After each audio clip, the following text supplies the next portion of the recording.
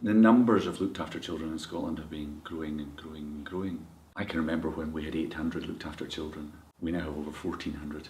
We're actually now buying foster care placements all around the country from other organisations. They cost us about £50,000 a year per placement, and there's lots of additional costs go alongside the placement, and we're also taking kids far away from their communities and often separating children from their families. Sadly, I quite often see children having to move and move again and move again, and that has a really damaging impact on children. There's been a lot of studies and research showing that the outcomes for children in care are not good.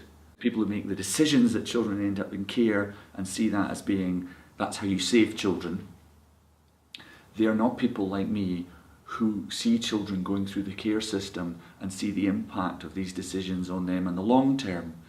We don't accommodate children unless we have to, and we usually have to because the care at home has got to the stage where it's not good enough. If we can actually make care at home better, then we are going to have better outcomes for children. I was talking to a colleague who said to me, you should speak to Ian Gordon, the Chief Executive of Bethany in Scotland. When Ian described Safe Families for Children, and he talked about bringing in volunteers who could host children, basically give families a break and look after children for them, who could go into families and mentor them, who could provide resources when families needed things. It was exactly what I felt we had needed for years, and they can mix and match volunteers and resources. Safe Families for Children recruit volunteers through a church network, and then they do a training programme, and these are people who are bringing enormous experience and skill and resources into the situation. I see them having a key role in reducing the number of looked after children. What this is a graph that shows on a monthly basis the percentage of the children on the Child Protection Register in Edinburgh who live in this area. The median line goes back 2 years.